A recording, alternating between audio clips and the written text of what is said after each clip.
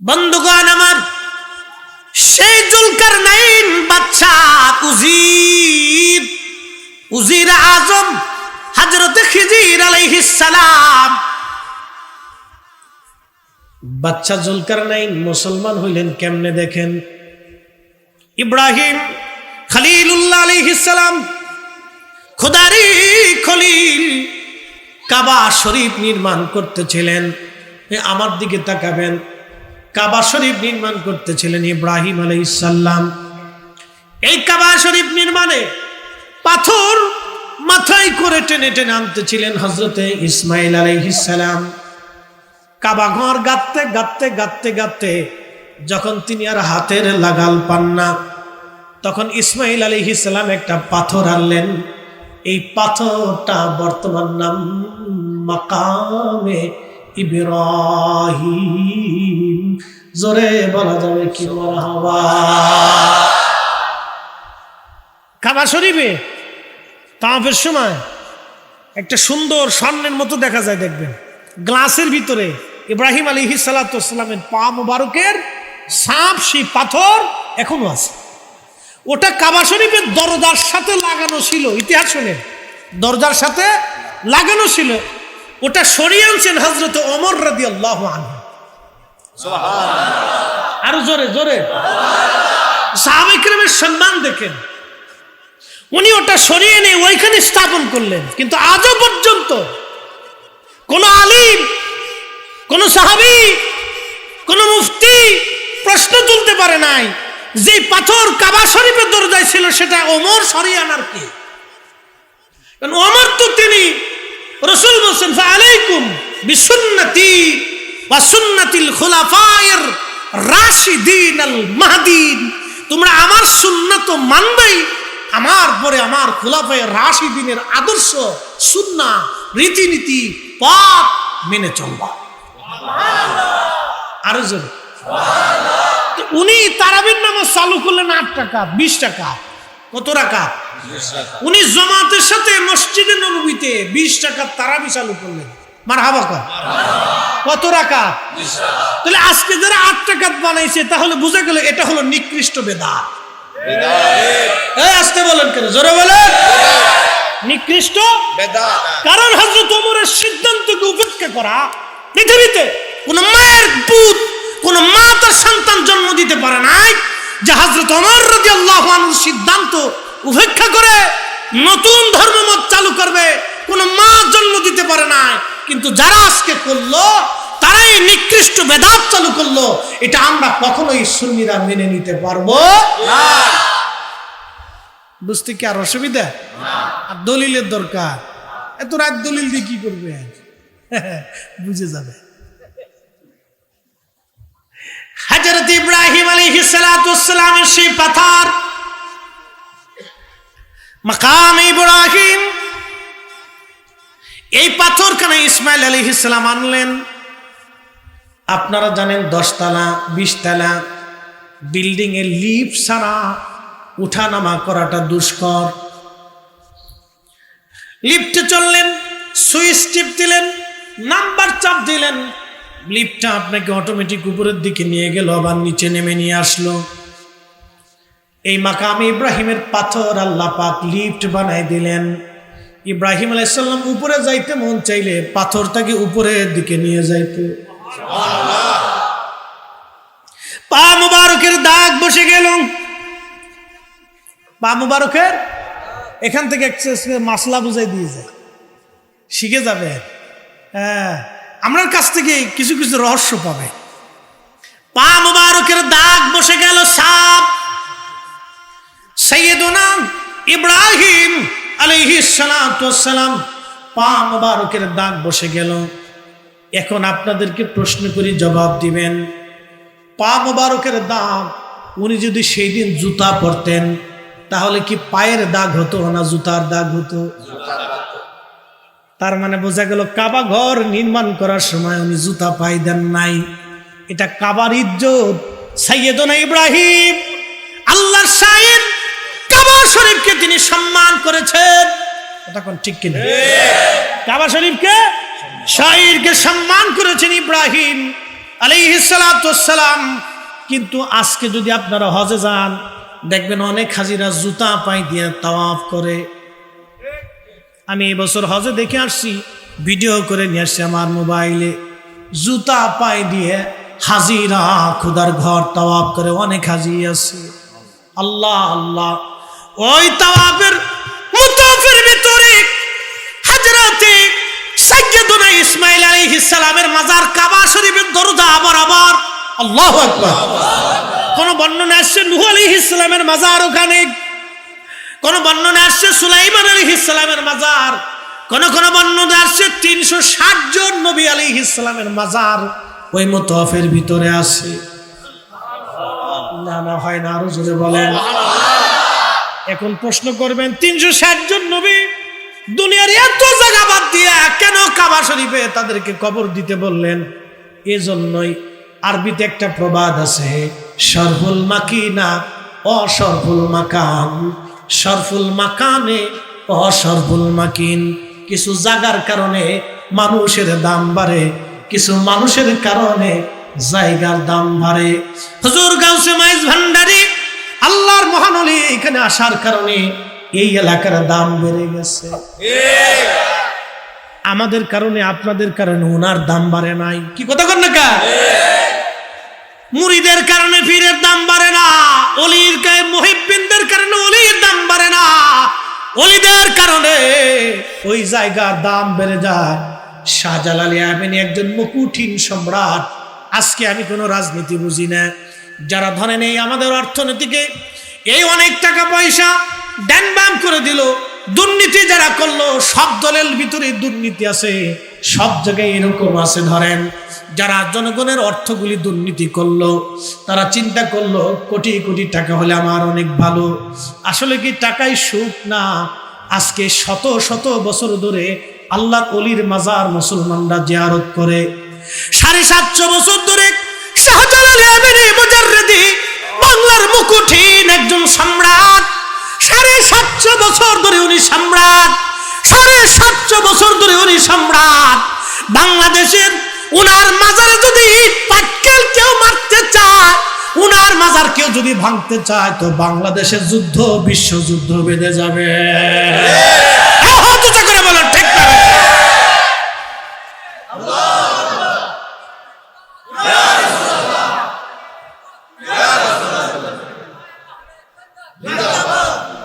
প্রিয় মুসলমান আমার, খুব মনোযোগ দিবেন,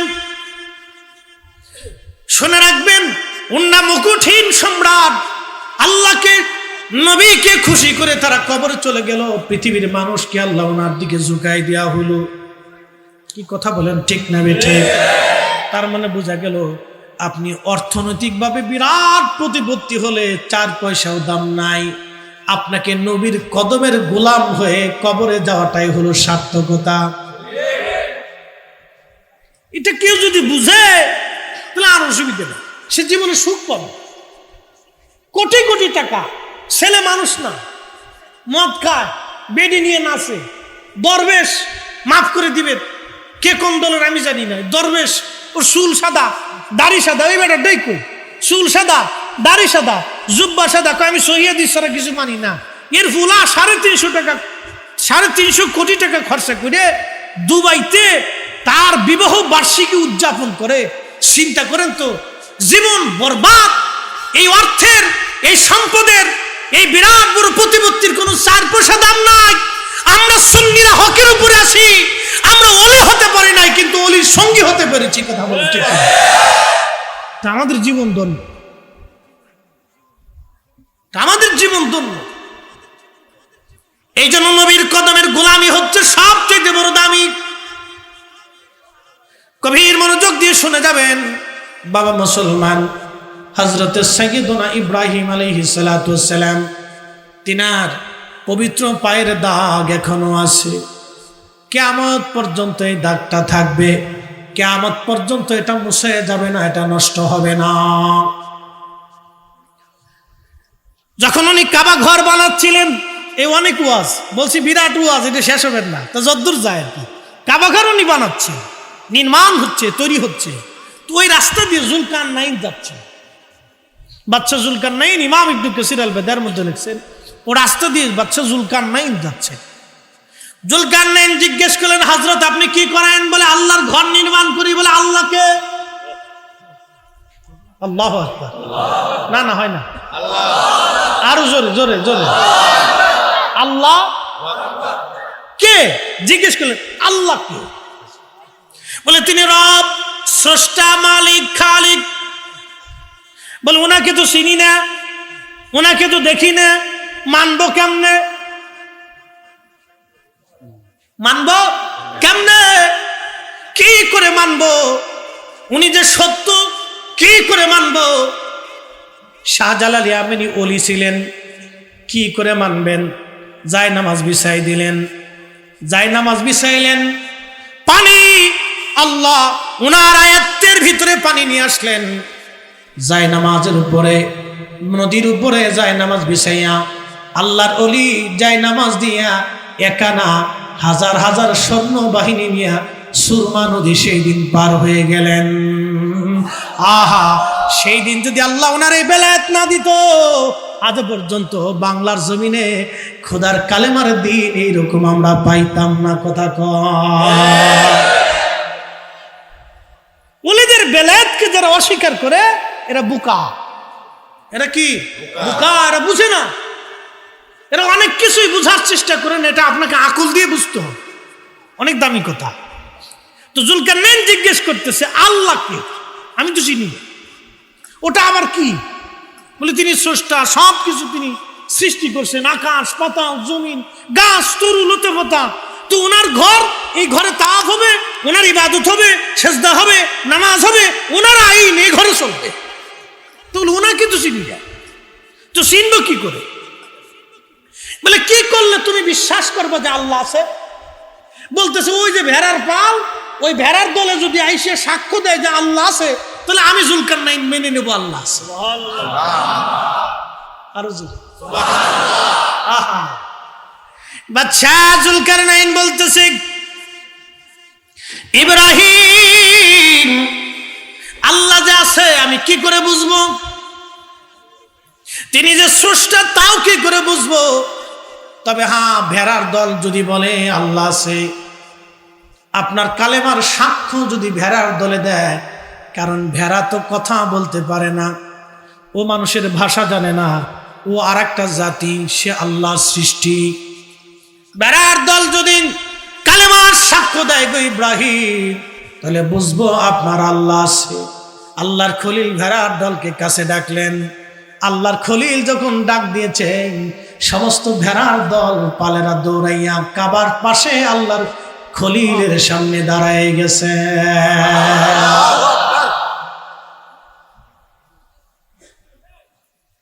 ঠিক তখনই খোদারে খলিল ইব্রাহিম খলিলুল্লাহ ডাক দেয়া বলতেছে, ভেড়ার দল তোমরা খোদার কালেমার সাক্ষ্য দাও।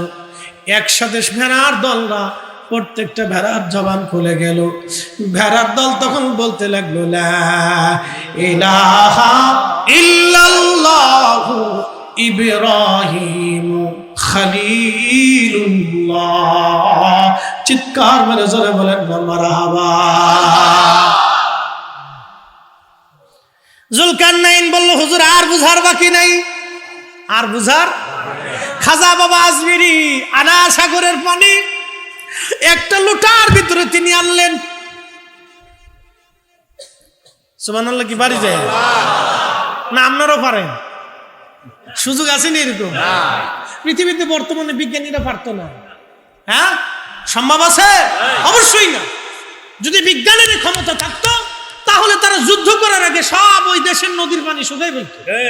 তাহলে ভারতে আমরা পানি ছেড়ে দিয়ে উপহার দিয়েছে, ওইটা আমরা একবারে বোতলে ভরে ফেলতাম।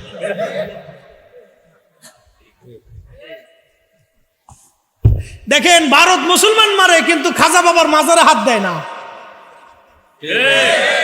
এত মুসলিম হিন্দু দাঙ্গা হলো, এত মুসলমান বললো, হিন্দু বললো, নিজেরা মারামারি করলো, যুদ্ধ বিগ্রহ হলো, কিন্তু খাজা বাবার মাজারেও হাত দেয় না। জানে এইখানে হাত দিলে এমন বাটাম চালান খাবো যে ভারত তো ভারত থাকবে না, ওর ইতিহাস পর্যন্ত পাল্টে যাবে। ওলি আল্লাহকে খুশি করে গেছে। আনা সাগরের পানি লুটার ভিতরে নিয়ে আসলেন।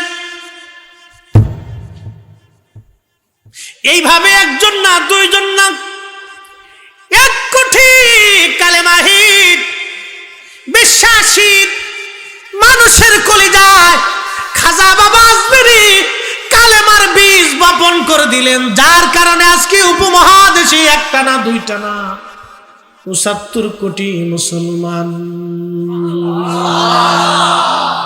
খাজা বাবা আজমেরীর অবদান। যারা অলি মানো না, তোমাদের মতো বুকা বলো আল্লাহর দুনিয়ায় আর হতে পারে না।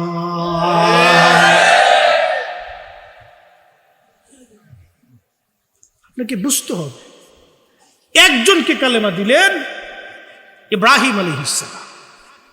আল্লাহ তাকে এত সম্মানিত করলেন যে সারা পৃথিবীর বাদশা। ওনার প্রধান উজির ছিলেন খিজির আলাইহিস সালাম। দুইজনে আবে হায়াতের পানি পান করার জন্য রওনা দিছে। ইমাম ইবনে কাসির আল বাদায়াতে লেখছে, আবে হায়াতের পানি পান করার জন্য দুইজনে পৃথিবীর এক দুর্ভেদ্য জায়গা রওনা করছে। জুলকারনাইন বললেন, হযরতে খিজির আপনি তো আমার উজির, রওনা দেন আগে। খিজির আলাইহিস সালাম আগে আগে যে তিনি আবে হায়াতের পানি পান করলেন, কিন্তু জুলকারনাইন পান নাই। আল্লাহ এত বড় লম্বা হায়াত ওনাকে দিলেন। ইব্রাহিম আলাইহিস সালামের জামানা চলে গেল, বনি ইসরাইলের 70,000 নবী চলে গেল। হাজরাতে মুসা নবীর জামানা আসার পরে খিজির আলাইহিস সালাম তখনও জিন্দা। বলেন, হায়াত কি আমাদের হাতে না আল্লাহর হাতে? কার হাতে? আল্লাহর হাতে। এখানে আমাদের কোনো হাত? বাবা মুসলমান খুব মনোযোগ দিবেন। হযরতে জুলকারনাইন হযরতে খিজির আলাইহিস সালাতু ওয়াস সালামের সঙ্গে ওনার উজি। জুলকারনাইন ইন্তেকাল করলেন, খিজির আলাইহিস সালাম তখনও জিন্দা। আল্লাহ রাব্বুল আলামিন তাকে বিরাট বড় হায়াত দিলেন। উম্মতে মুহাম্মাদের মধ্যে এত বড় লম্বা হায়াত আর কারো নসিবে হয় নাই। আল্লাহ তাকে এত বড় লম্বা হায়াত দিলেন। হায়াত যেতে যেতে যেতে যেতে হযরত মুসা আলাইহিস সালাম পর্যন্ত আল্লাহ তাকে হায়াত দিলেন। আহা হা, ওন হযরত মুসা আলাইহিস সালামের জামানায় মুসা আলাইহিস সালাম একদিন ওয়াজ করতেছিলেন। ওয়াজ করা অবস্থায়, তবে একটু বলে দিয়ে যায়, কেউ কেউ বলেছেন তিনি নবী ছিলেন, আবার কেউ কেউ বলেছেন তিনি ওলি ছিলেন। এই বিষয় নিয়ে মত পার্থক্য আছে। কেউ বলেছেন তিনি নবী, কেউ বলেছেন তিনি ওলি। তিনি যাই হোক না কেন, তিনি আল্লাহর একজন পেয়ারা মেহবুব বান্দা। নবী হোক অথবা ওলি হোক, তিনি আল্লাহর মকবুল। দীর্ঘ লম্বা হায়াত, বিরাট বড় হায়াত ওনার। হযরত মুসা আলাইহিস সালামের জামানা, মুসা আলাইহিস সালাম ওয়াজ করতে লাগলেন। ওয়াজ করার সময় একজন ভদ্রলোক জিজ্ঞেস করলো, আল্লাহর নবী, বর্তমান জামানার সবচেয়ে জ্ঞানী ব্যক্তিকে? মুসা আলাইহিস সালাম জবাব দিলেন, আমি নিজে। আমি ছাড়া আর কে হবে? আমি ছাড়া? কিন্তু আল্লাহর কাছে প্রশ্নের উত্তরটা ভালো লাগে নাই। আল্লাহর কাছে ভালো লাগে না। এই জন্য পৃথিবীর যত অলি দেখবেন, অলিরা তার নমনীয় ছিলেন, নরম ছিলেন। অলিরা নিজেকে নাসিজ, গুনাহগার মনে করতেন। পৃথিবীর যত অলিরা তারা কিন্তু আমাদের মতো এরকম দেখাইতেন না।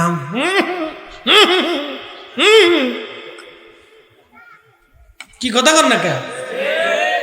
ফরসি 3 কথা, লাভ দিয়ে 6 কথা। এগুলি কি? এগুলি আমাদের সুন্নতের শিক্ষা না, তরিকতের শিক্ষা না। কোন ওলি জীবনে কোনো লাফালাফি করেন নাই। তারা মানুষদেরকে ভালোবাসা দিয়ে এমন ভাবে আকৃষ্ট করছে, আল্লাহু আকবার। তাদের ভালোবাসা এখনো মানুষ শিখতে থাকে। তাদের মাজারের পাশে বসলে মানুষ শান্তি পায়। কারণ কি জানেন? ও রুহের একটা পাওয়ার আছে। কি কথা কর না কেন? রুহের কি আছে?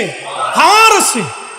যারা ওই রুহ নিয়ে চলে গেছেন, আল্লাহ তাদের উপরে এত খুশি, ইন্না রাহমাতুল্লাহি করিবুম মিনাল মুহসিনিন, তাদের উপর আল্লাহর অবারিত সাকিনা নাজিল হতেই থাকে। এজন্য মানুষ ওনাদের জিয়ারতে গেলে, ওনাদের পাশে বসলে অটোমেটিক আল্লাহর পক্ষ থেকে অন্তরে সাকিনা আসতে থাকে, মানুষের ভালো লাগতে থাকে। এজন্য মানুষ খালি ছুটে যায়। মানুষ কি যায়? ছুটে ছুটে তাদের কাছে যায়। প্রিয় মুসলমান, খুব মনোযোগ দিবেন। হাজরাতে খিজির আলাইহিস সালাতু ওয়াস সালাম যখন অদুঃখিত মুসা আলাইহিস সালাম প্রশ্নের জবাব দিলেন, আল্লাহ তখন ওহী করে বললেন, মুসা রে, তোমার জবাব সুন্দর হয় নাই। মুসা, তুমি যাও, তোমার চাইতে আমি আল্লাহ একজন জ্ঞানী বান্দা বানায় রাখছি। তার কাছে যেই জ্ঞানটা আমি আল্লাহ দিছি, সেই জ্ঞানটা তোমার কাছে নাই। একবার জোরে বলা যাবে সুবহানাল্লাহ। আমি তারে যে এলেমটা দিছি, এলেমটা তোমার কাছে, আমি ফরিদ হিসাবের কাছে যে এলেমটা আছে, ওরে হুজুর গাউসে পাক মাইজভান্ডারির কাছে যেটা ছিল, ওটা আমার কাছে, কথা কন না কেন, ওটা আমার কাছে। শাহজালাল আমিনী মুজাররিদি রাহমাতুল্লাহ আলাইহির কাছে যা ছিল, এদেশে 60 লক্ষ আলেম, তাদের কাছে, কথা কন না কেন, তাদের কাছে। খাজা বাবা আজমিরের কাছে আল্লাহ যে এলেম দিয়েছিলেন, নিয়ামত দিয়েছিলেন, ওটাই বর্তমানে 100 কোটি মুসলমানের ভিতরে নেই। ওটা যদি আমাদের মধ্যে থাকতো, তাহলে আজকে ফিলিস্তিনের, ইসরায়েলের কাছে ফিলিস্তিনের মুসলমানদের দিন দিন মার খেতে হতো না। কথা কোন ঠিক না বেটে? আমাদের কাছে না, এটা শূন্য হয়ে গেছে। আমরা সেই পাওয়ার লেজ হয়ে গেছি। মুসলমানের যে পাওয়ার ছিল, তেলের গাড়ি তেলে চলে,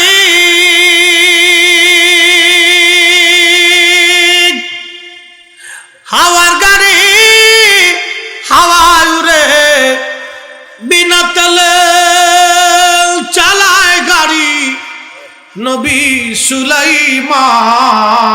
আমরা সেই মুসলমান, আমরা সেই মুসলমান,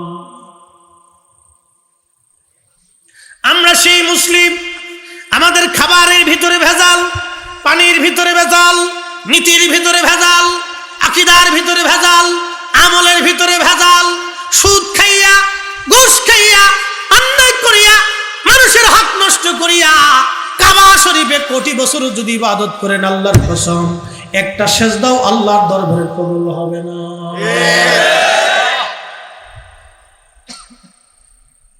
একটা সেজদাও মঞ্জুর। আহা, কি আফসোস! হতভাগা, ঘুষের টাকা দিয়ে ছেলেরে দামি মোবাইল কিনে দিচ্ছে। সি সি সি, কি হতভাগা! ঘুষের টাকা দিয়ে ছেলের 3 লাখ টাকার মোটরসাইকেল কিনে দিচ্ছে।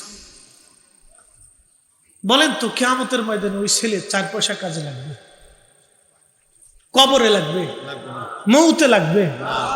বলেন, ওই বাপের করুণা হোক, ওই ছেলে করুণার কাছে যাবে? জীবনেও যাবে না। এই যে নতুন আরেকটা ভাইরাস পৃথিবীতে আসছে, সারা শরীরে ঘা হয়, ঘা, হায় হায় হায় রে, বিচ্ছিরি দেখা যায়, ভয়ঙ্কর। আফ্রিকাতে ছড়িয়ে গেছে সেটা, বিশ্রী ভয়ঙ্কর গন্ধ আসে শরীর থেকে। ওটা আসলে তো খুঁজেই পাওয়া যাবে না। করোনা তো গন্ধবন্ধ নাই, করোনা গন্ধবন্ধ নেই। এটা আসলে এটা দেখলে মানুষ ডরাবে, সর্বনাশের কাছে যাওয়া যাবে। এমপক্স না কি বলে, হ্যাঁ, মাংকি পক্স, বানর থেকে এটা আইছে। আহা, কি কঠিন রোগ! এটা যদি সারা পৃথিবী ব্যাপী ছড়িয়ে পড়ে, মাংকি পক্স, শরীরে জায়গায় জায়গায় ঘা হবে, বিচ্ছিরি দেখা যায়, বিভৎস দেখা যায়। ধরেন ওই লোকের ওই মাংকি পক্স হয়ে গেছে, তার ছেলের জন্য সে হালাল হারাম না বেছে গরিব মানুষের চোখের পানি জড়াই দিচ্ছে। অনেক গরিব মানুষ তারা থানায় যায় কিসের জন্য? একটু আইনের আশ্রয় নেওয়ার জন্য, সহযোগিতার জন্য। আদালতে যায় তারা একজন বৃদ্ধ মা ন্যায় বিচার পাওয়ার আশায়, কিন্তু যদি বিচারক টাকার ক্ষমতার অন্যদিকে ঝুঁকিয়ে ওই বৃদ্ধের চোখের পানি ঝরায় দেয়, বলেন এই চোখের পানি সে কি করে তার মূল্য পরিশোধ করে? কঠিন মেহসর এই লোকটা কি করে এই দরিদ্র মানুষের চোখের পানির মূল্য সেই দিন পরিশোধ করবে? শোনেন, শাহজালাল আমিনী শুধু খানকার পীর ছিলেন না, উনি জালেমকে ধ্বংস করার জন্য তলোয়ার হাতে নিয়েছিলেন। এই চোখের পানির মূল্য সে পরিশোধ করতে পারবে। এটা বড় কঠিন, বড় ভয়াবহ হবে সেই দিন। কত কঠিন ভয়াবহ হবে সে নিজেও বুঝতে পারতেছে না। আর সন্তান, স্ত্রী, পুত্র, পরিজন যাদের জন্য সে অন্যায় করলো, কেউ তাদের 4 পয়সাও 1 পয়সাও জীবনে কাজে লাগবে না। জীবন জিন্দিগিটাই বৃথা চলে যাবে বাবাজি। ওর কঠিন লাগে। এই জন্য আমাদেরকে বুঝতে হবে। আমরা যে দল করি, আপনার দল আপনার কাছে, কিন্তু আখেরাত আমাদের যার যার অবস্থান থেকে হিসাব দিতে হবে বাবা।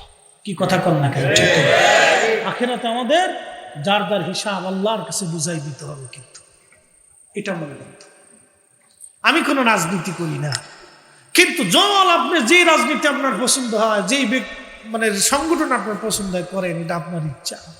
কিন্তু মনে রাখবেন, মেহেশরের আদালতে, কবরের জিন্দেগিতে যার যার প্রশ্নের জবাব তাকে বহন করতে হবে, যার যার হিসাব আল্লাহর দরবারে তাকে বুঝিয়ে দিতে হবে।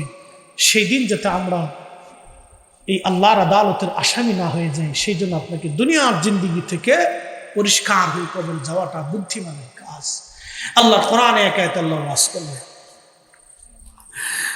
আল্লাহু আকবার ওয়ালিল্লাহিল হামদু বিসমিল্লাহির রাহমানির রাহিম।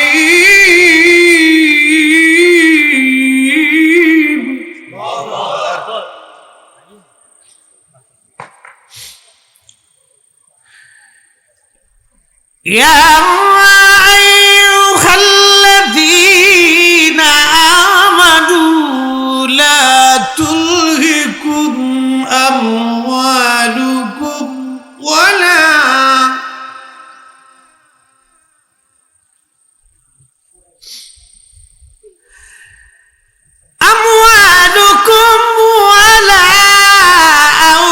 আওলাদুকুম আন যিকরিল্লাহ।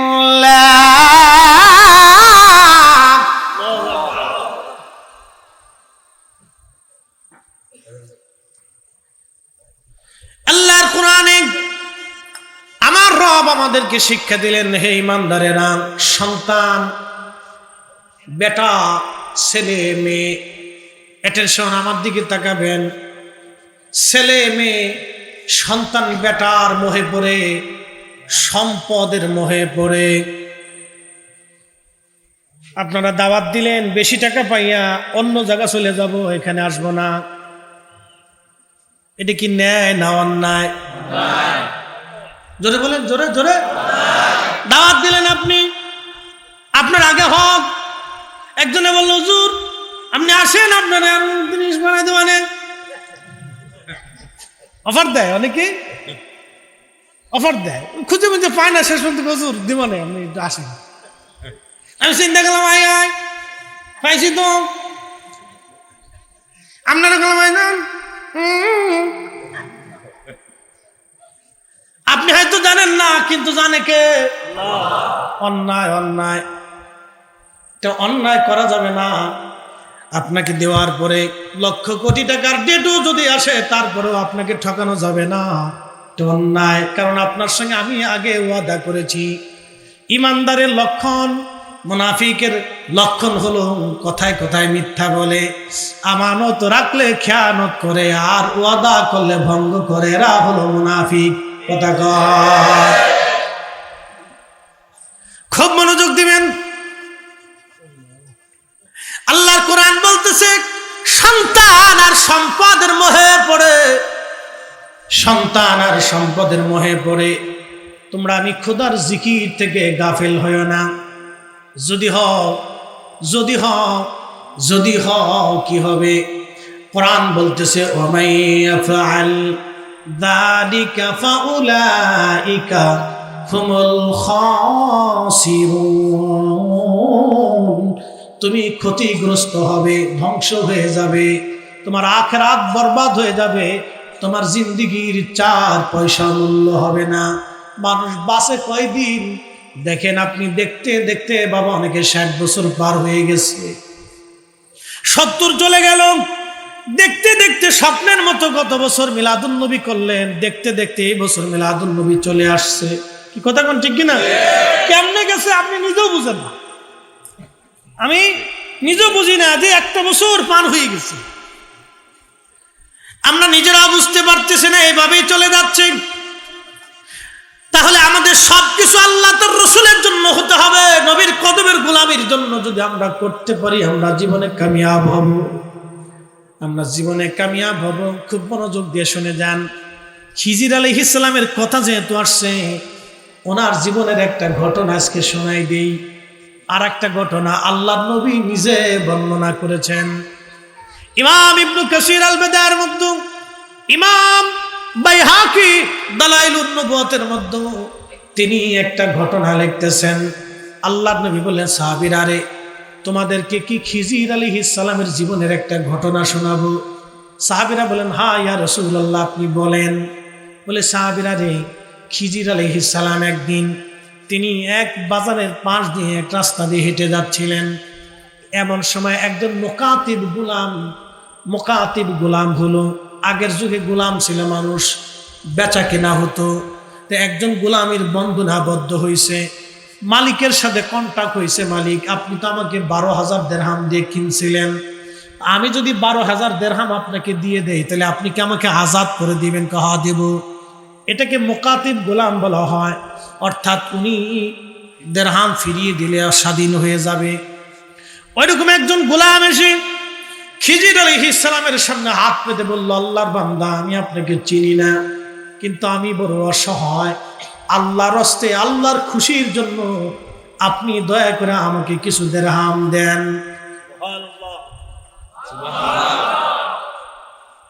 খিজির আলাইহিস সালাম বললেন, ওহে আল্লাহর বান্দা, তুমি বিশ্বাস করো তোমাকে দেওয়ার মতো আমার কাছে কিছুই নাই, আমি যে তোমাকে কিছু দেব, দেওয়ার মতো কিছুই আমার হাতে নাই। তখন খিজির আলাইহিস সালাতু ওয়াস সালাম বললেন, আল্লাহর বান্দা, তোমাকে দেওয়ার মতো তেমন কিছুই আমার হাতে নাই। আল্লাহর ওলি অথবা নবী, আল্লাহর এই প্রিয় মেহবুব বান্দা, তিনি পাশ কেটে আর একটু দূরে চলে গেলেন বাজারের এক কোনায়, কিন্তু লোকটা পাশ ছাড়ে না। লোকটা আমাদেরকে দেখলে অনেক ভিক্ষুকরা পাশ ছাড়তেছে না, জানে যে হুজুরের কাছে চাইলে হুজুর দয়া আছে, কিছু না কিছু দিব,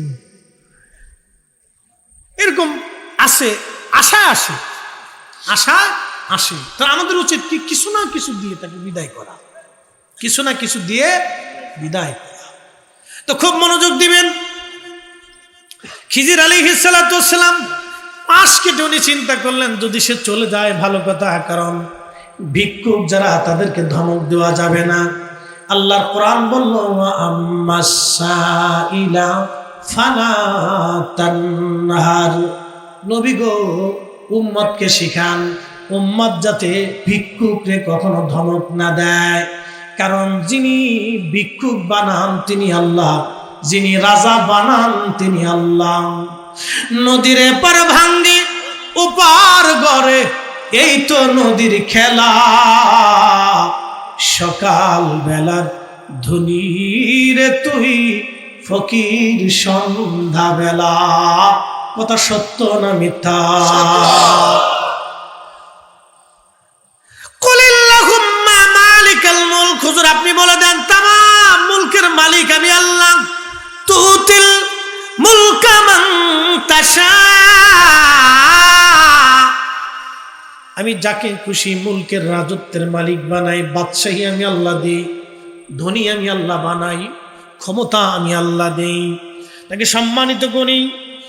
তো ইজ্জু মান তানজিউল মুলকা মিম্মান তাশা, এবং যার কাছ থেকে খুশি আমি আল্লাহ রাজত্বকে সিনাই নিয়ে যাই, ক্ষমতা হস্তান্তর করি, পাওয়ারলেস করে দিই, অর্থবিত্ত কেড়ে নিয়ে তাই গরিব বানাই দিই। হুজুর আপনি বলে দেন, তুইজ্জু মান তাশা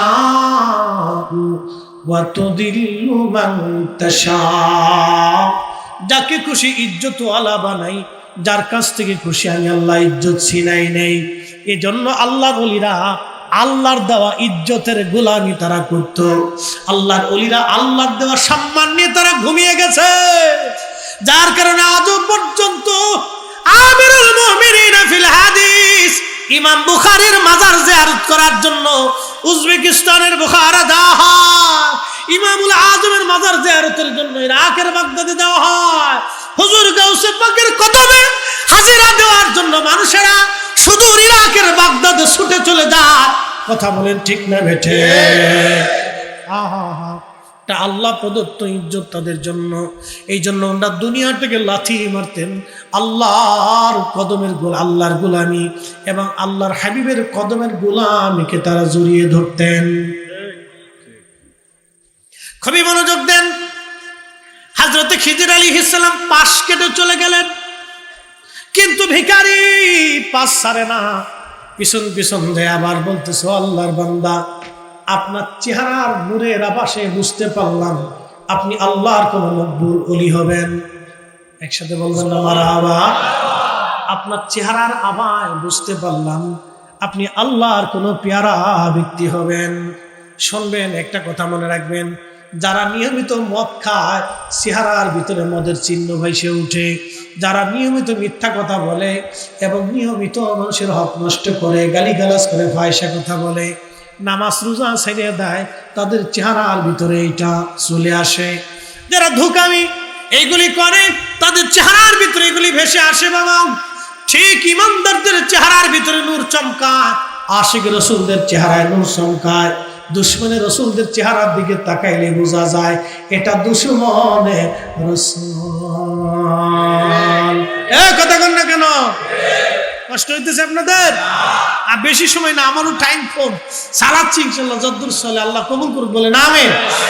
খুব মনোযোগ দিন। আমি ওই সময় খুব নষ্ট করি, আমি চাই যে মানুষ কিছু শুনুক, কিছু বুঝুক, কারণ মানুষের জীবনে বাঁচি কয়দিন। হ্যাঁ, আমারও মানুষ আমাদের কাছে আশা করি, এত বিরাট বড় আয়োজন করছে, ওরা আশা করছে যে হুজুর আইব কিছু আলোচনা করবো। তা আমি যদি ডাইন বাম আমি যদি করে সময় নষ্ট করে ফেলি তত ব্যর্থতা হয়ে গেল। এই জন্য আমি চেষ্টা করি কিছুটা শোনাই টোনায় বুঝে যদি কিছু শোনানো যায়, তো আল্লাহ যেন এইভাবে করার তৌফিক দিয়ে আপনারা দোয়া করুন বলে আমি। মা বোনরা ভালো করে শুনে যাবেন, তো খুব মনোযোগ দিন। মা বোনরা একটু কিপটে বেশি আর কি, বুঝতে পারছেন? সোনু পাউডার, আলতা, কাতরা এগুলো কিনবার গেলে খুব আর সর্বনাশ। খুব মনোযোগ দিবেন। খিজির আলাইহিস সালামের পাশে যায় বলেন, আল্লাহর বান্দা, আপনি দয়া করে আমারে কিছু দেন। খিজির আলাইহিস সালাম আল্লাহর নবী বলতেছেন, খিজির আলাইহিস সালামকে তখন আল্লাহর বান্দা বললেন, আল্লাহর সন্তুষ্টির জন্য আমি আপনার কাছে কিছু চাইতেছি, আপনি আল্লাহর হস্তে আমারে দেন। কার সন্তুষ্টি? জোরে, আল্লাহর সন্তুষ্টির জন্য আল্লাহর হস্তে আমি আপনার কাছে কিছু চাইতেছি, দয়া করে আমারে ফিরাবেন না। খিজির আলাইহিস সালাম বলতেছে, আল্লাহর বান্দা, তুমি আমার কথা বিশ্বাস করতে পারতেছো না, আমি একজন দিনহীন ব্যক্তি, দুনিয়া বিরাগী ব্যক্তি, আমার কাছে কিছু নাই, তবে একটা জিনিস আছে, তুমি আমার বাজারে নিয়ে বিক্রি করে দাও। একসাথে বলবেন আল্লাহু আকবার। তুমি যেহেতু আল্লাহর হস্তে বলছো, আল্লাহ সন্তুষ্টির কথা বলছো, তাহলে আমি তা আর তোমাকে ফেরত দিতে পারি না। তাহলে তুমি আমাকে বাজারে নিয়ে যাও, বিক্রি করে যা পয়সা পাবা তুমি নিয়ে চলে যাও, আমি এটা ছাড়া আর কিছু দিতে পারবো না। দেখে আচ্ছা ঠিক আছে, তাও চলেন। কি ভিখারি চিন্তা করছেন, মারাত্মক ভিখারি। আচ্ছা ঠিক আছে চলেন, আপনার ইচ্ছে টাকা লয়ে যাবো। খুব মারাত্মক লোক। আল্লাহর নবী বলতেছে, সাহাবীরা রে, তখন এই লোকটা খিজির আলাইহিস সালামকে নিয়ে গেল বাজারে, 400 দিরহামে বিক্রি করলো। কত দিরহাম? 400 দিরহামে বিক্রি করা হলো। তখনকার দিনে 400 দিরহাম কিন্তু কম না, আজ থেকে হাজার হাজার হাজার হাজার বছর আগের ঘটনা। 400 দিরহামে বিক্রি করলেন। বিক্রি করার পরে খিজির বললেন, তুমি তো পাইলা, যাও আল্লাহর রাস্তায় নিয়ে চলে যাও। তখন যে লোকটা খিজির আলাইহিস সালামকে কিনলো, সেও খিজির আলাইহিস সালামকে চিনতে পারে নাই বটে, কিন্তু চেহারা দেখে বুঝতে পারছে সে আল্লাহর কোন বুজুর্গ বান্দা হবে। বাড়ি নিয়ে গেছে, এখন আর কাজ করায় না। কি করায় না? কাজ করায়। তো খিজির আলাইহিস সালাম একদিন বলতেছে, ও আল্লাহর বান্দা, তুমি 400 দিরহাম খরচা করে আমার এক বাজার থেকে কিনে নিয়ে আসলে, তো তুমি তো আমার কাজের জন্য কিনছো, তো কিছু কাজ বাজ আমারও দাও, এভাবে বসায় বসায় খাওয়ালে কি হবে? একসাথে বলবেন আল্লাহু আকবার। বসায় বসায় খাওয়ালে করে। এই জন্য শোনেন, ওলিদের সম্মান এটা আল্লাহ প্রদত্ত, কথা কোন ঠিক কিনা? আল্লাহর প্রিয় মেহবুবদের সম্মান আল্লাহ প্রদত্ত। আল্লাহ মানুষের যাকে পছন্দ করে তার অন্তরে ওলিদের নবীদের মোহাব্বত আল্লাহ ঢুকাই দেয়। আরে আজকে রসুলের সবার চোখে পানি আসে না, নবীর কথা শুনলে সবার অন্তর কাঁদে না, রসুলের কথা শুনলে সবার অন্তর সিক্ত হয় না, ভালো লাগে না। আল্লাহর রসুলের কথা শুনলে যার অন্তর সিক্ত হয়, বুঝতে হবে আল্লাহ তার কালবে আল্লাহ রসুলের প্রেম ঢেলে দিয়েছে কথাটা ঢেলে দিয়েছে। এটা ভাগ্য, সবার নসিব হয় না ভাই, দলিল দিয়ে হয় না, এটা দলিল দিয়ে হয় না, দলিল দিয়ে এটা বুঝানো যায় না। প্রিয় উপস্থিতি, হযরতে খিজির আলাইহিস সালাম বলেন, আল্লাহর বান্দা তুমি আমার একটা কাজ দাও। বলতেছে, আল্লাহর বান্দা তোমার কাজ করা লাগবে না, তুমি খাও দাও ঘুরো। কয় না না, কাজ দাও, কিছু কাজ তো করা লাগবে, আমার তো হক আদায় করতে হবে। তা বলতেছে, আমার কিছু ওই পাথর আছে, এই পাথরের সুরকি অথবা পাথর, ছোট ছোট পাথরগুলি সরাইতে হবে, এই জায়গা থেকে ওই জায়গা নেওয়া লাগবে। এটা 6 জনের কাজ ছিল। কয়জনের কাজ?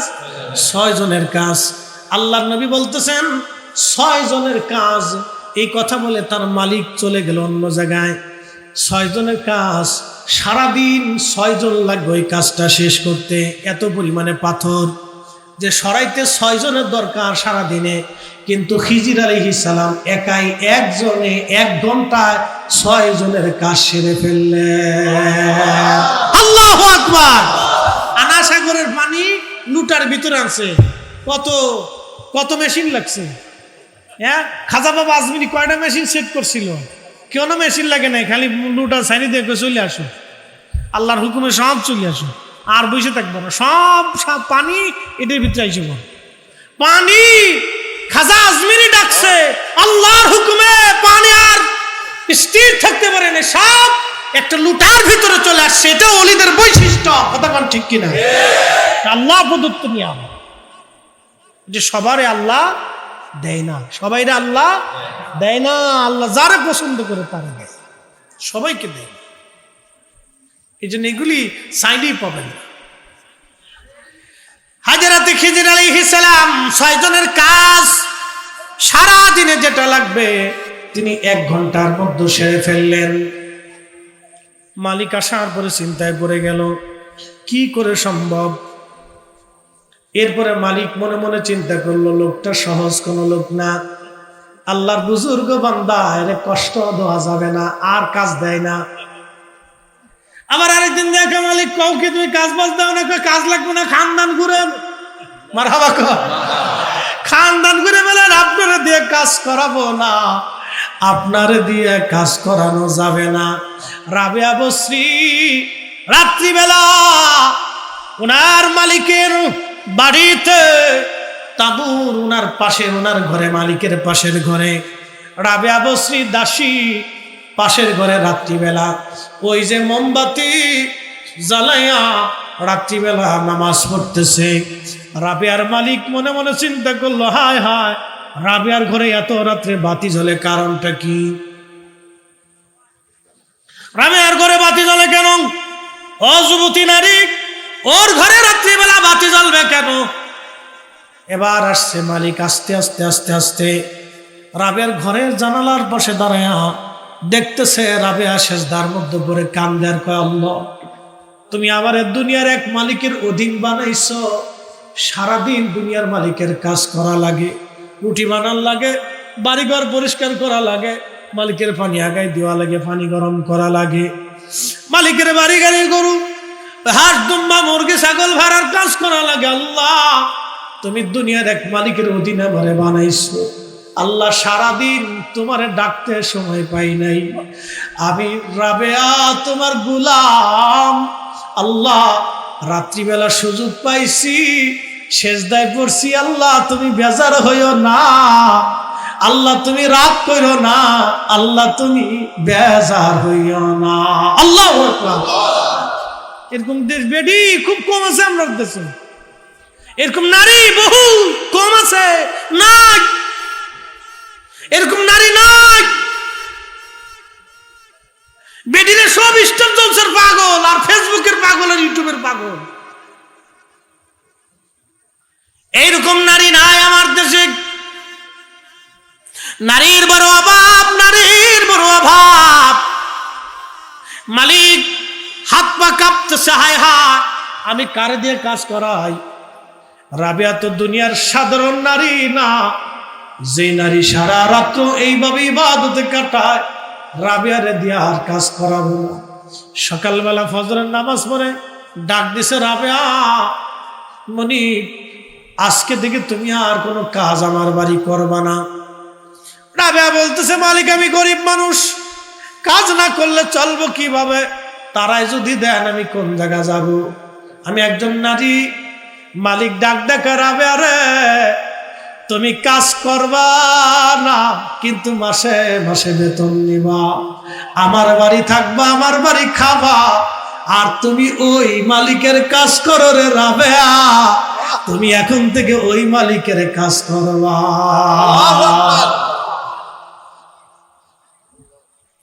এই জন্য কর্মচারী যদি নামাজি হয়, আশিক রাসূলুল্লাহ ওর সুযোগ দিবেন, ওকে সুযোগ দিবেন, ওকে ইহসান করবেন, ওকে ইহসান করলে আল্লাহ খুশি হবে। কর্মচারী যদি নামাজি হয়, ভালো হয়, সৎ হয়, ওরা সুযোগ দিবেন, ইহসান করবেন, ওকে ওরা আপদে বিপদে মুসিবতের পাশে থাকবেন। প্রিয় মুসলমান আমার, খুব মনোযোগ দিবেন। আল্লাহর নবী নাকতে বলতেছে, হযরতে খিজির আলাইহিস সালাতু ওয়াস সালাম তিনি সেদিন মালিক এসে বলতে যায়, সর্বনাশ, লোকটা তো সাধারণ না, এই লোকটাকে তো আর এত বড় কাজ দেওয়া যাবে না। কিন্তু খিজির আলাইহিস সালাম খবর হলো, মেরে মাওলা মেরে আকা, খবর হলো, সালাত মিয়া রাসূলুল্লাহ আলাইকুম সালাম মিয়া।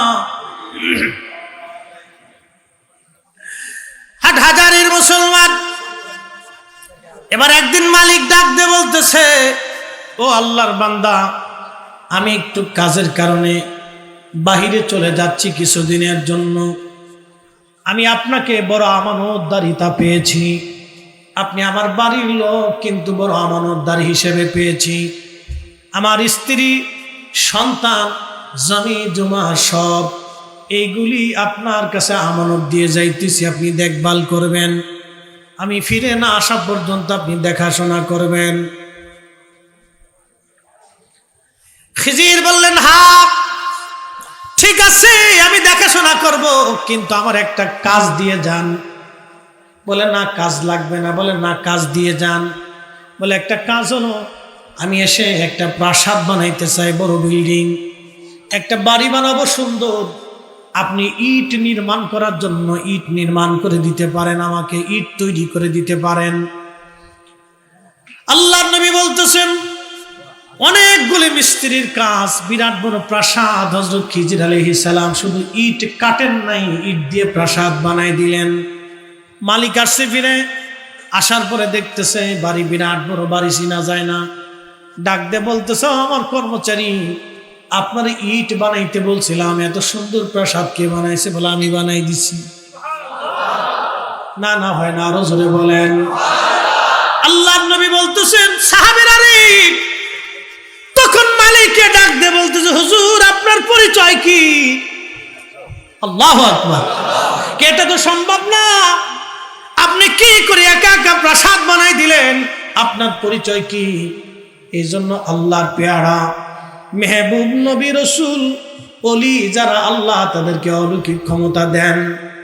এই অলৌকিক ক্ষমতার বদলতে তারা অসাধ্যকে তারা সাধ্য বানাইয়া এই উম্মতের ভিতরে, মানুষের ভিতরে তারা কালেমার দাওয়াত পৌঁছাই দিছেন।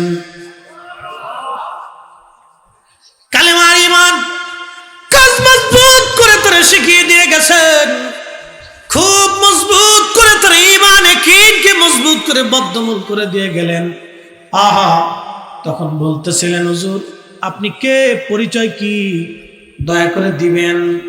বলতেছে, আমার পরিচয় কি দেওয়া লাগবে? বলে, হ্যাঁ অবশ্যই পরিচয় দিতে হবে, না দিলে আপনাকে ছাড়বো না। বলতেছে, আমার পরিচয়, আমি খিজির আলাইহিস সালাম। তখন মালিক হাত ধরে বলতেছে, হুজুর মাফ করে দেন, ক্ষমা করে দেন, ভুল হয়ে গেছে আমার। কয় না, আপনার কোনো ভুল হয় নাই, আপনি যদিও আমার মালিক ছিলেন কিন্তু আপনি আমার সাথে সুন্দর আচরণ করছেন, আমি আপনার উপরে খুশি। তবে শুনেন, বলতেছে, হুজুর তাহলে আপনি কেন কৃতদাস হয়ে আপনি আমার কাছে আসলেন, কারণ কি? বলতেছে, তাহলে কি বলবনি আপনাকে? বলে, হ্যাঁ। বলতেছে, একটা হাকিকত শুনে যান আজকে। খিজির আলাইহিস সালাম বলতেছিলেন, আমার মালিক হাকিকত শুনেন। এক আল্লাহর গরিব বান্দা মুকাতিব গোলাম আমার কাছে এসে বলতেছে, আমার কিছু আল্লাহর রাস্তে, আল্লাহর সন্তুষ্টির জন্য আপনি আমার কিছু দান করেন। আমার কাছে কিছুই ছিল না। তা আমি চিন্তা করলাম, আমি একটা গোপন তথ্য জানি, কেউ যদি কোন মানুষের কাছে বিপদগ্রস্ত হইয়া কিছু দান সদকা চায়, আল্লাহর রাস্তে, আল্লাহর সন্তুষ্টির জন্য কিছু যদি চায়, সেই লোকটা যদি তারে না দিয়া তাড়ায়া দেয়, ধমক দেয়, কিয়ামতের মাঠে আল্লাহ তার মুখের কোনো গোশত রাখবে না, শরীরের ভিতরে তার হাড্ডি থাকবে না, শুধু চামড়া নিয়ে আল্লাহর আদালতে সে দাঁড়াইবে। কঠিন বিভৎস চেহারা হবে তার। আমি খিজির ভয় পেয়ে গেলাম, এই লোকটারে যদি আমি তাড়ায় দেই, কিয়ামতের ময়দানে আল্লাহ যদি আমাকে কাঠগড়ায় দাঁড় করায়। একটু চিন্তা করেন, তারা কিভাবে আল্লাহকে ভয় করতো, আল্লাহকে ডরাইতো। আল্লাহর ভয়, আল্লাহর ভয়, আল্লাহর ভয়। এই জন্য কোরআন বলতেছে, ইন্নামাল মুমিনুনাল্লাযীনা ইযা যুকিরাল্লাহু ওয়াজিলাত কুলুবুহুম। মুমিন তো তারাই যখন আল্লাহর স্মরণ তাদের অন্তরে আসে, ঠিক তখনই আল্লাহর ভয়ে অন্তরগুলি থরথর থরথর করে কাঁপতে থাকে, যে না, এটা অন্যায়, আমি এটা অন্যায় করে ফেলছি, আমার ভুল হয়ে গেছে। তখন সে আল্লাহর ভয়ে থরথর করে কাঁপতে থাকে, বারবার আল্লাহর কাছে মাপ চাইতে থাকে, আল্লাহ ভুল হয়ে গেছে, আল্লাহ ভুল হয়ে গেছে, আল্লাহ ভুল হয়ে গেছে। আল্লাহর কোরআন বলতেছে তারা মুমিন।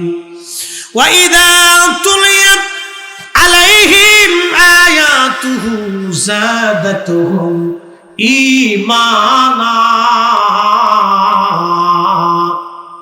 যখন কোরআনের আয়াতগুলি তাদের সামনে তেলাওয়াত করা হবে, তখন তাদের ঈমান বেড়ে যাবে, ঈমান মজবুত হবে, দৃঢ় হবে।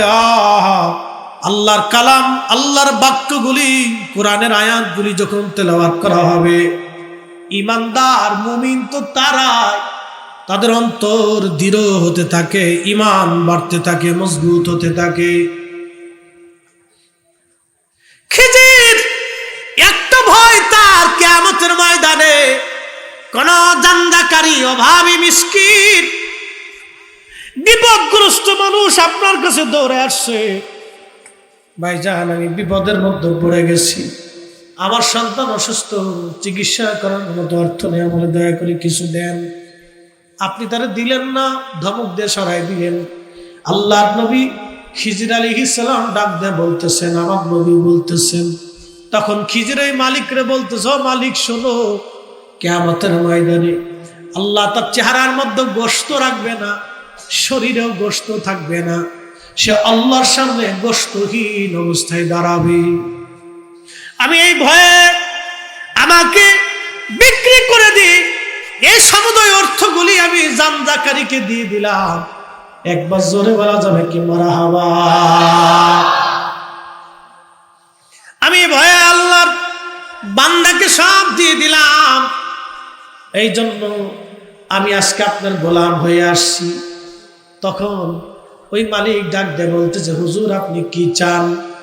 আপনি যা চাবেন আজকে আপনাকে আমি তাই দিয়ে দিব। বলতেছে, আমার মালিক আপনার ইচ্ছা, যদি মনে করেন খিজিরকে গোলাম বানায় রাখবেন, রাখতে পারেন।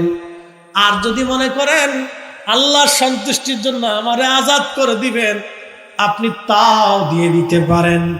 মালিক ডাক ডাকে, হুজুর ক্ষমা করবেন, আপনারা আমার গোলাম বানাই আখিরাত বরবাদ আমি করব না। আপনারা আজাদ করে দিলাম, আপনি আমার জন্য দোয়া করবেন। একবার জোরে বলা যাবে কি মারহাবা? এখান থেকে আমাদের অনেক কিছু শিখার আছে। আল্লাহ থেকে এক বিশেষ ইলম দিয়েছিলেন মুসা আলাইহিস সালামের কথা। মুসা আলাইহিস সালামকে আল্লাহ বলেন, মুসা রে, তোমার চাইতে একজন জ্ঞানী আমি রাখছি, তুমি যাও তার কাছ থেকে জ্ঞান নেওয়ার জন্য। বলে আল্লাহ কোথায় গেলে তারে পাবো? আল্লাহ বললেন, দুই সাগরের মিলস্থান। আহা, যেখানে দুই সাগর এক জায়গা হইছে, কিন্তু একটা গোলা পানি আর একটা নীল পানি, এক পানি আর এক পানির মধ্যে যায় না, নীল পানি ঘোলা পানির মধ্যে যায় না, ঘোলা পানি নীল পানির মধ্যে যায় না। দেখেন, নদী হুকুম মানে আল্লাহর, সূর্য আইন মানে আল্লাহর, বাতাস আইন মানে আল্লাহর, রাত আইন মানে আল্লাহর। এই যে আবহাওয়া, বাংলাদেশের 6টা ঋতু আইন মানে আল্লাহর। একমাত্র আমরা আল্লাহর আইন মানলাম না, আমরা আল্লাহর আইনটাকে ডাইভার্ট করলাম, উপেক্ষা করলাম। আহা, আমাদের জীবন বড় বরবাদ, আমরা বড় হতভাগা। খুব মনোযোগ দিবেন হাটহাজারির মুসলমান। হযরত মুসা আলাইহিস সালামকে আল্লাহ আর বলেন, মুসা তুমি মাছ ভাজি করে নিয়ে যাবা, মাছ ভাজি করে নিয়ে যাবা। যেখানে তোমার ভাজা মাছ জিন্দা হইয়া সাগরের মধ্যে চলে যাবে, ওইখানেই তুমি সেই লোকের সাক্ষাৎ পাবা। একসাথে বলবেন কি মারহাবা? এজন্য পৃথিবীতে কিছু ওলি আছে বাবা, তাদেরকে চিনা যায় না। আবদাল আছে, কুতুব আছে, আক্তাব আছে, এরা আমাদের মাঝে সহজে আসে না। এরা মানুষ থেকে দূরে থাকে, নিভৃতে নির্জনে তারা থাকে, মানুষের মেলে মানুষের ভিড়ে তারা আসে না। তারা এমন কিছু ব্যক্তি ওলি আছে যাদের দুনিয়ার মানুষ তাদের চিনতে পারে না, কিন্তু তারা আল্লাহর মহান ওলি, আল্লাহর বন্ধু। এরা ওলি সারা ওলি চিনা যায় না। একবার জোরে বলা যাবে কি মারহাবা? ওনাদেরকে সবাই চিনতে পারে।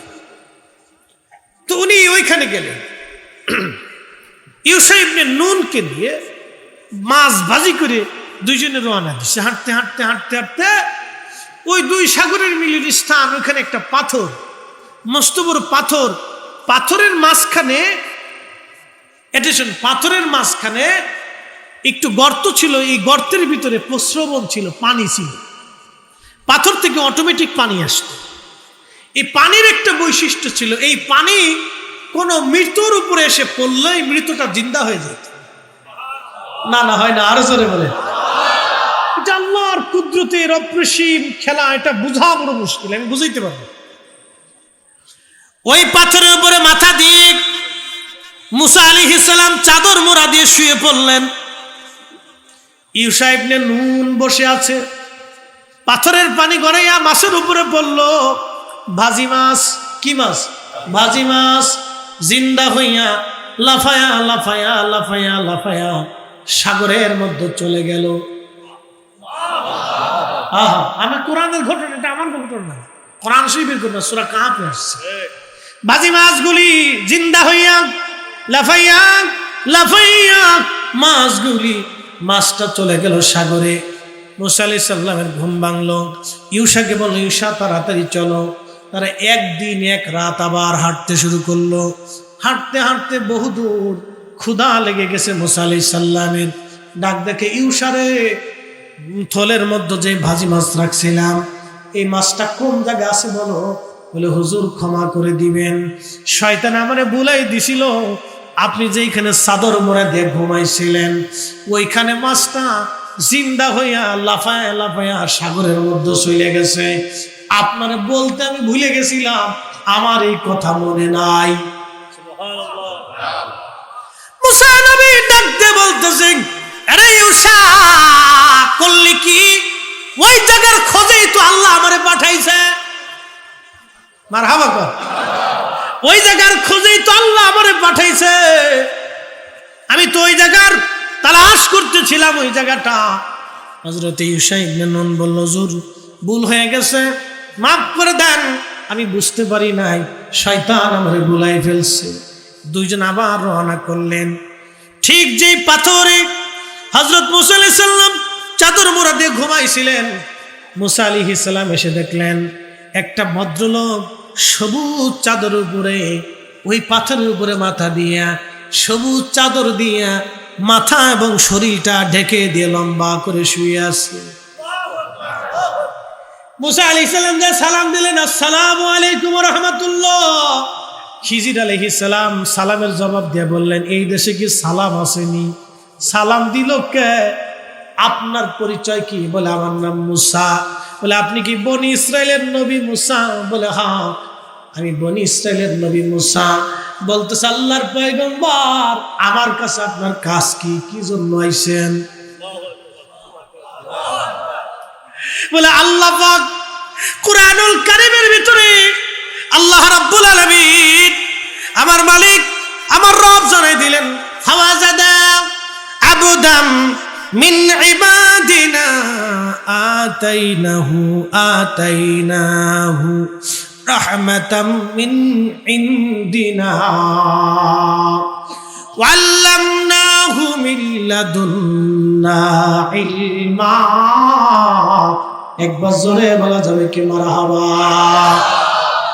কোরআন বলতেছে, ফাওয়াজাদা আবদান মিন ইবাদিনা, আমার বান্দাদের ভিতরে যারা আমাকে ডাকে, আমাকে খুশি করেছে, রাজি করেছে, আতাইনাহু রাহমাতাম মিন ইনদিনা, আমার কাছ থেকে রহমত প্রাপ্ত। শুধু জোরে বলেন না মারহাবা। কি প্রাপ্ত? জোরে বলেন না, আরো জোরে বলেন, আরো জোরে বলেন। মাটির নিচে অলি, রহমত সারা না রহমত নিয়ে? হ্যাঁ হ্যাঁ, জোরে বলেন, জোরে জোরে। মাটির নিচে অলি, রহমত সারা না রহমত নিয়ে? মাটির উপরে অলি, রহমত নিয়ে না রহমত সারা? রহমত নিয়ে। আল্লাহ বললেন, ওয়াল্লামনাহু মিন লাদুন্না ইলমা, আমি একটা বিশেষ জ্ঞান তাকে দান করেছি, ইলম, বিশেষ ইলম, ইলমে লাদুন্নি, ইলমে মারিফত, ইলমে হাকিকত, ইলমে মারিফত, ইলমে হাকিকত। আমি একটা বিশেষ নিয়ামত আমি তাকে দান করেছি।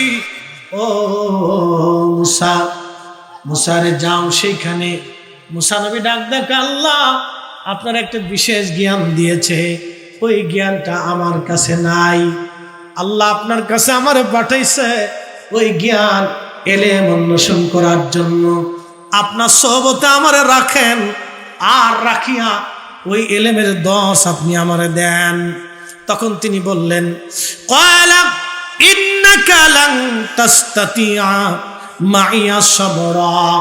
ওরে মুসা নবী গো, এই এলেম অর্জন করতে হলে আপনি আমার সাথে ধৈর্য ধরতে পারবেন না। এই এলেম চাইলেই পাওয়া যায় না। খাজা বাবা আজমেরি যেটা পেয়েছিলেন এমনি ইচ্ছা করলেই পাবেন না। কি কথা কন না কেন? আপনি ইচ্ছা করলে কি ডক্টর ইউনুস হবেন? ইচ্ছা করলেই কি হার্ভার্ড ইউনিভার্সিটির ভাইস চ্যান্সেলর হবেন? ইচ্ছা করলে কি আপনি অক্সফোর্ড ইউনিভার্সিটির চ্যান্সেলর হবেন? ইচ্ছা করলেই আপনি পারমাণবিক বিজ্ঞানী হতে পারবেন না। ইচ্ছা করলে আপনি ওলি হতে পারবেন না, পারবেন না। আপনাকে অনেক সাধনা করতে হবে।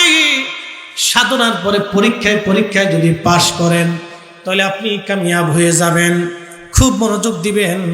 আল্লাহ রাব্বুল আলামিন যখন বললেন, আরে হযরত খিজির আলাইহিস সালাতু ওয়াস সালাম বললেন, খিজির আলাইহিস সালাতু ওয়াস সালাম বললেন, ওগো আপনি সবর করতে পারবেন না।